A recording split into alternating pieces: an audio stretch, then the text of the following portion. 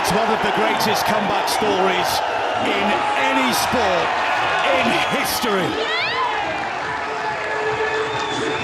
How sweet is that hug from daughter Bella, wife Emily. Let's get one thing straight immediately. We are not here to talk about a tragedy. We are not here to weep over what could have been. If you think Anthony Kim's disappearance from professional golf was a sad story of a fallen star, you are looking at the wrong balance sheet. You are looking at a man who vanished.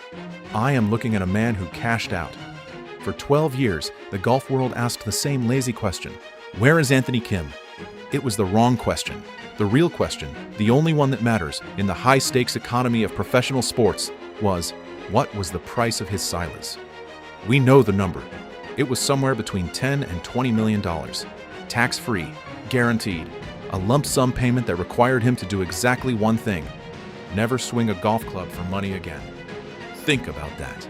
In 2012, Anthony Kim didn't just walk away. He executed one of the most ruthless financial maneuvers in the history of modern sports. He looked at the PGA Tour, he looked at his breaking body, and he made a call that Wall Street hedge fund managers would envy. He shorted his own career. But here's where the math gets messy. Because in February 2026, the valuation changed.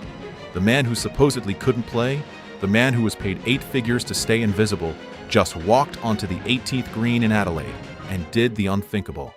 He didn't just come back, he broke the bank. Again. So was the lost decade a mistake? Or was it the longest, smartest con in the history of the game? To understand the buyout, you have to understand the initial public offering. Rewind to 2008.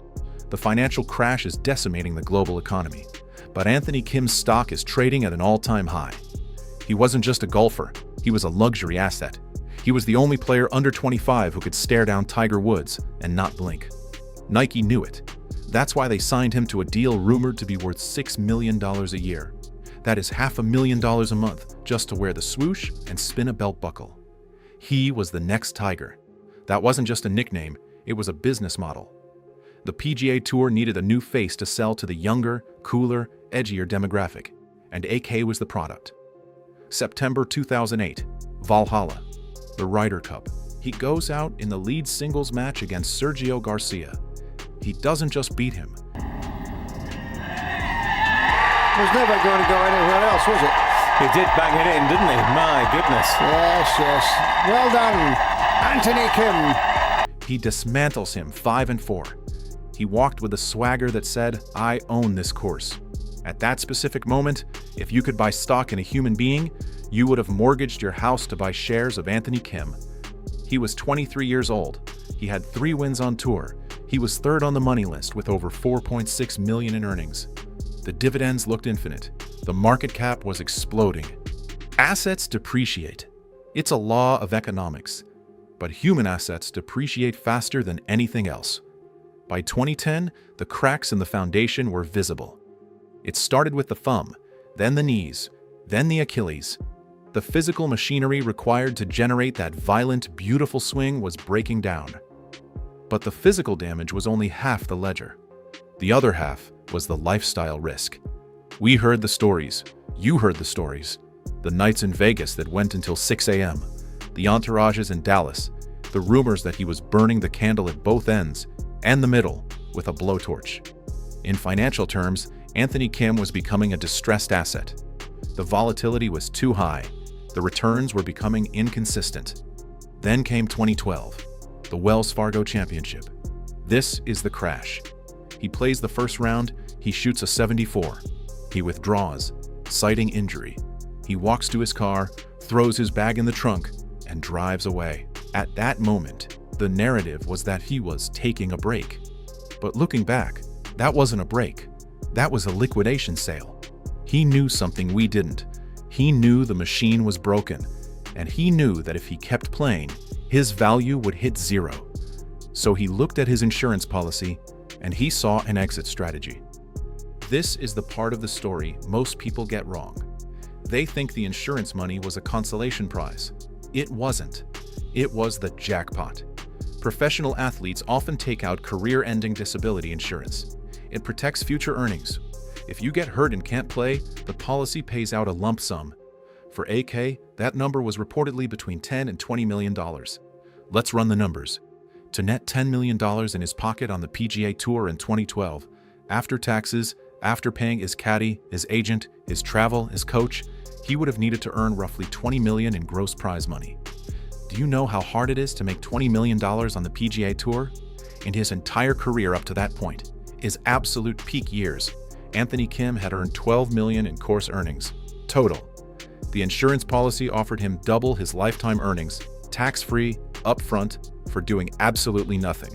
The catch? The golden handcuffs. To keep the money, he could never play professional golf again. One swing in a tournament, and he has to pay it back. This wasn't a tragedy. This was arbitrage. He looked at the probability of winning $20 million on a bad Achilles and a blown thumb, and he realized the odds were near zero. The insurance policy was a guaranteed win. He didn't quit because he was weak. He quit because the math said, take the money and run. For the next 12 years, Anthony Kim became a ghost. This period, from 2012 to 2024, is what I call the Sasquatch years. The scarcity of information drove his value up.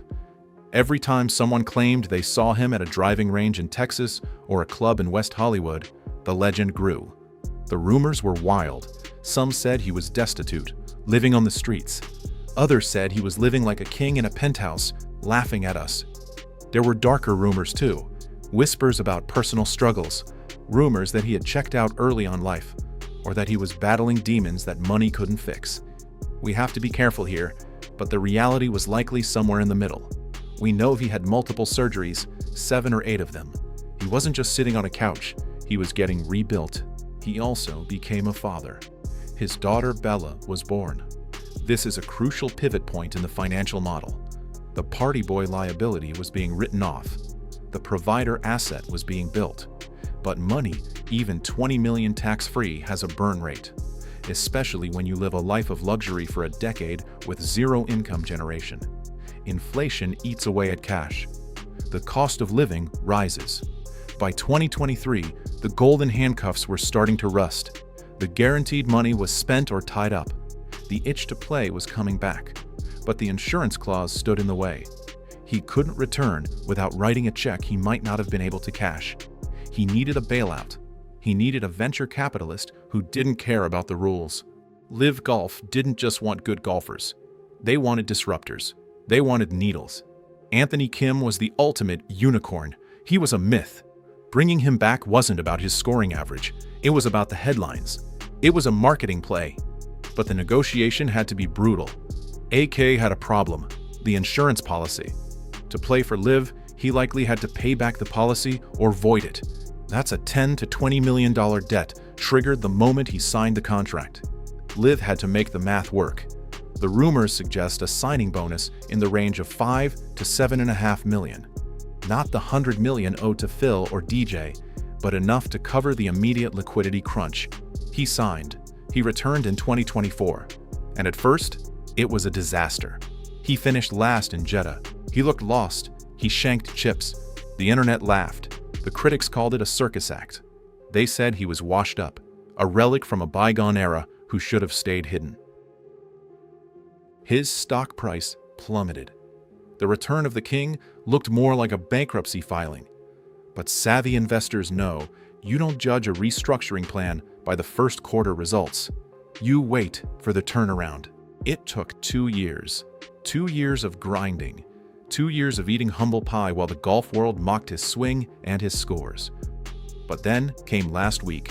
Adelaide, February 2026. The Grange Golf Club. The crowds were loud. The vibe was chaotic.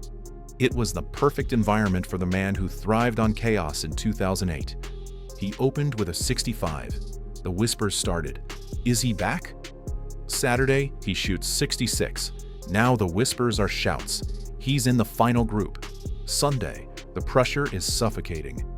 The old Anthony Kim might have tried to force it. The new Anthony Kim, the father, the man who lost a decade, played with ice in his veins. He steps up to the 18th. He needs a birdie to win outright. The drive, perfect. The approach, stiff to 6 feet. When that putt dropped for a final round 63, it wasn't just a win, it was a receipt.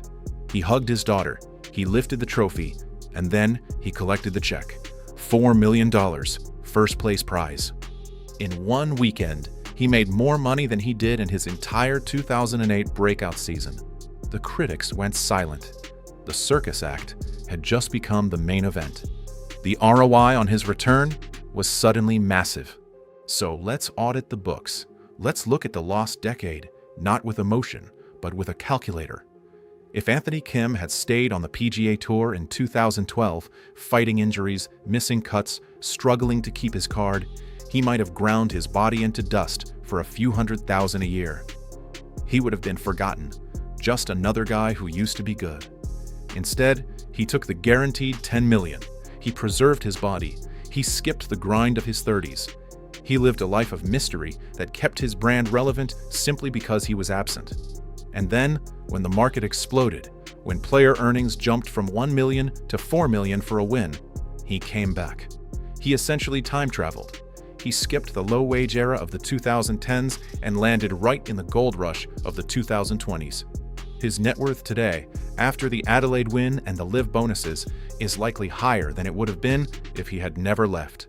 So, I ask you again, was Anthony Kim a tragedy, or was he the smartest businessman in the room? He gamed the system. He beat the insurance companies. He beat the critics. And now he's beating the field. The lost decade wasn't lost. It was an investment strategy, and it just paid out. I want to know what you think. Did AK plan this perfectly, or did he just get lucky that LIV saved him? Let me know in the comments. I'll be down there arguing with you. Don't forget to subscribe. We're just following the money.